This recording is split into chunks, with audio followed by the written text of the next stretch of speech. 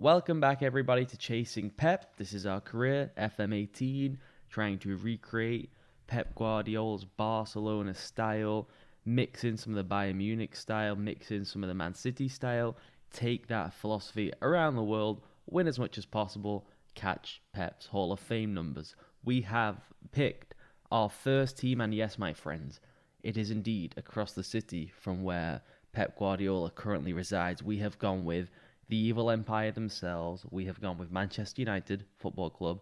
And I went with United for a couple of reasons. Number one being, I thought it'd be kind of fun to kick off the series by going head-to-head with Pep for the first 3 years. We will be staying at clubs 3 years at a time and hopefully trying to win the European Cup in the Guardiola Barcelona style in year 3. That's kind of the long-term thing here.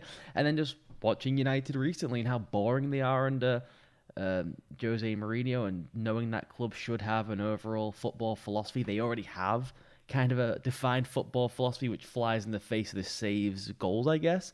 They have the Ferguson quick-paced counter-attack and quick-paced football, two wingers type stuff, but we are here to install Cruyffism at Old Trafford, not in the kind of pseudo-Cruyffism that Louis van Gaal install, which is kind of passing for passing's sake and therefore just boring, but passing with intent, passing with purpose, and what Guardiola is doing down the road. And so I think it would be fun to do this. There may be some turnover just because of the style of players that Mourinho wants compared to the style of players we're going to want to have here to run kind of that mimicking Barcelona style. That what I do have here though is the resources to go and get the players to at least attempt it at a decent team before we move on to wherever we go next, Germany, Italy, Spain, wherever, Scotland even, and a chance to kind of establish some sort of reputation and tweak and work the tactic out with good players before we then maybe move on. What I was surprised at going through the team is that there are a fair few players who will conform to the tactic we're trying to run. I don't know why it surprised me so much. Probably shouldn't have. But I was interested. Now, of course, there's going to be some.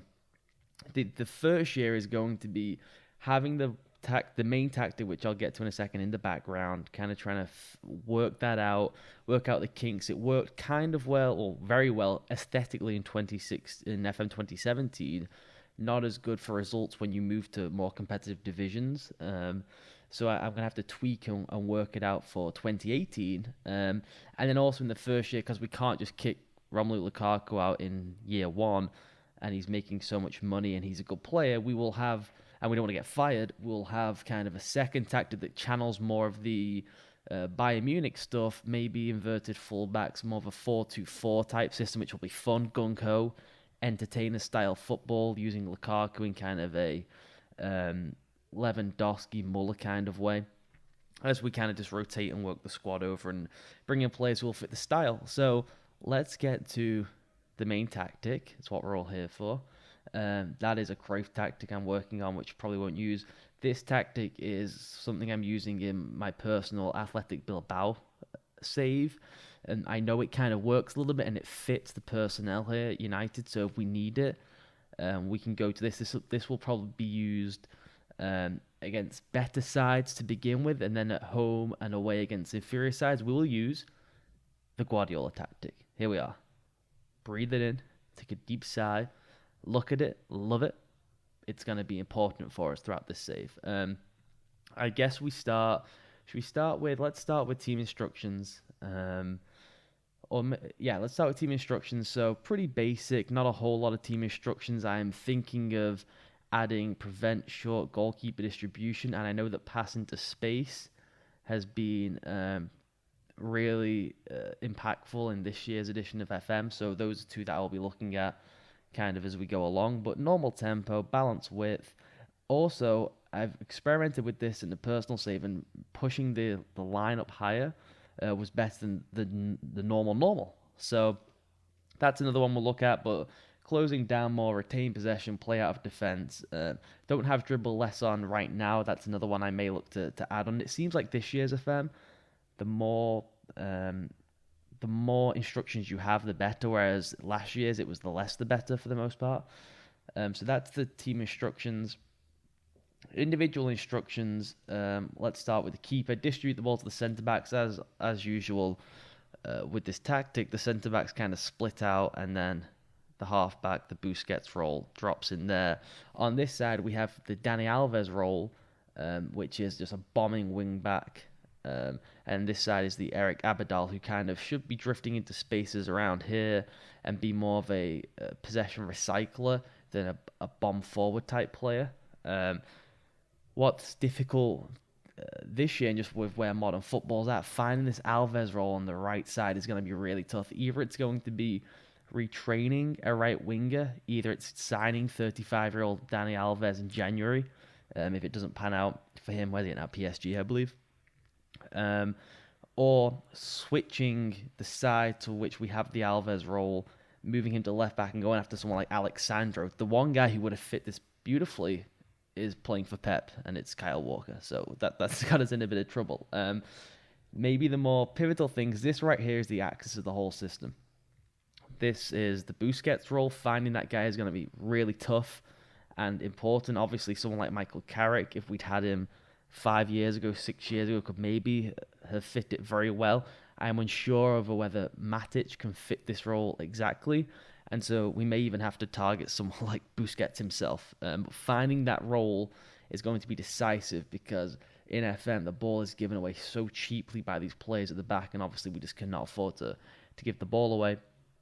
Moving further forward, we have our Iniesta role, which is this attacking playmaker, advanced playmaker on attack, who can roam from the position more, and he just kind of drifts around and does his own thing. And one thing I've done in the past, when I did a experimental Barcelona save last season with Messi and Iniesta, is I would have these guys swap positions. So Iniesta would sometimes take up this role, Messi would sometimes take up this role, and it just caused utter chaos for the centre-backs. They did not know who to pick up and where to go. So that's the Iniesta role there. Of course, the Xavi role, perhaps the most important. I'm thinking maybe of changing this to the Mazzella, because what I really want is the deep line playmaker to drift out here as this fullback bombs on. Xavi initially, in the early years of Guardiola, would drift to kind of this point here, play almost a quarterback role and kind of switch the play and find decisive through balls. The big thing about these three players is the player traits, more so than any of these individual instructions. I have my trusty FM binder right here of the traits that are needed. The Xavi role, the big thing for Xavi is come deep to get the ball, so to drop back here to pick up the ball. Play 1-2s, almost all of this side. We're going to have to try and get to play 1-2s eventually. Dictates the tempo, obviously that's the key thing. And then he had avoid using the weaker foot, but that isn't the most imperative thing. This Busquets role, play short, simple passes, stays back all the time, and runs rarely. Those aren't just pivotable. I mean, the tactic will break apart if our halfback does not wind up with those three. So I will go through the squad list and see who is closest to picking up those three traits. These wing backs need to hug the touchline. That's key as well. One of the main emphasis of this tactic is to have the play, is have these guys hugging and stretch the field as wide as possible, just to give these guys room to operate. Moving on to, let's go to the Iniesta role. The big thing for Iniesta, again, dictates tempo, tries killer passes, constantly looking as these guys hug the touchline, and as this guy drops deep, the ball has to be sliced through these gaps here. That is where we will score. So it would be nice to have that. Also has switches the ball to the other flank, looks for the pass rather than shot, and also plays 1-2. The only two real essential ones out of those would be dictates tempo and tries killer balls, really. Then we have the wingers, and this tactic is more based around the David Villa, Pedro style than the Samuel Eto'o, Thierry Henry style Guardiola system. And the big ones are get further forward and stay wide. I know it says inside forward because you want the other inside forward stuff, and they're going to be basically pseudo strikers because of where the positions they wind up with. These guys should, as you've seen with Sterling this year with Guardiola, these guys should rarely touch the ball. They shouldn't be involved in build-up play. That's all these guys. That's the job of those fellas, to be the build-up players. These guys should hug the touchline, stay wider, stay right out here, and then when they get the ball, it should be one-on-one with the keeper, it should be one-on-one with a defender, in a position to take advantage. You get maybe 35, 40 touches a game, but 2 or 3 killer chances, and these guys have to take them. So the big thing I'm going to be looking at is, do we have players in this squad, Martial, Rashford, who are clinical enough, or do we have to find just out-and-out strikers who we can convert to playing as inside forwards? Finally, the most important position in the whole tactic, even more important than the Iniesta, even more important than the Xavi role, is to find ourselves a Lionel Messi. Not easy. This tactic may fundamentally break apart. We may get shit-canned because we can't find a Lionel Messi. And the big thing is, do we wind up going with the false number 9, or do we go with the, what they call it, shadow striker? Yeah. Last year's false number 9 I thought was so poorly implemented, because what you would have is these guys getting further forward, they'd be staying wide. And as they were kind of attacking on goal, this guy would be coming from a further forward position and dropping deeper. But what we really want to have happen is these guys moving almost in unison, and as they get to kind of the byline or around here, pulling it back, this guy moving forward into the attack, creating play up here, disrupting stuff, dragging centre-backs all over the place. That's why we have the roam from position on. And then as the ball is whipped around and played, he is arriving into the box ready to try and score. Messi's kind of, is it PPMs or play traits, whatever you want to call them, he has come deep, 1-2s, as everyone has to, move into the channel, so he's kind of drifting around and diving down here, and then tries killer balls, which is, of course, as I mentioned, flipping the ball into these inside forwards. So finding that guy, and there's going to be maybe 2 or 3 players on earth who can fit this for us. I'm thinking Dybala, possibly Alexis Sanchez. There are very, very few people, Neymar, very, very few players who will be able to play this role at the level we need them to. So that's going to be the biggest task. We have to find the Busquets. We have to find the Messi-type player. These two are obviously, in real-life terms, Iniesta and Xavi, as crucial as anyone, but they are significantly easier to find than both the shadow striker and the halfback. I will show you, before we wrap this episode up, the kind of shortlist I've assembled of guys that we'll be looking to add over the next couple of years. Let's go with, let's just start at the top. So David Raya is, of course, an FM legend, sweeper keeper. I think maybe grabbing him on the cheap as a backup goalkeeper to De Gea. Obviously, there's no need to replace De Gea. The rest of them, you can kind of pause this whenever you would like. These are the guys I'm going to go after in the transfer window. I think Alaba would be a monster in the Abidal role, but he's going to be tough to get our hands on. We really need centre-back help, so De Ligt or Javi Martinez would make a lot of sense. Kimmich is a guy who can play every single position possible. Here are kind of the fullbacks we're looking at.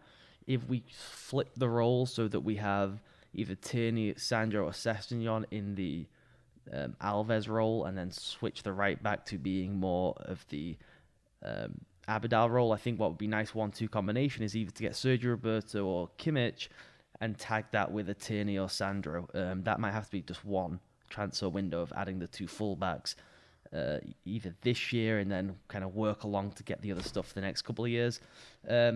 Looking at that halfback, I think Weigl is a guy we could look at. Is it Weigl or Weigl? I think it's Weigl. Busquets, of course, unlikely to be able to get him, but that's the guy we're trying to emulate, so why not try and get the guy? Stefano Sensi is a guy I had with Celtic last year who is a mirror image of Xavi, just not as good.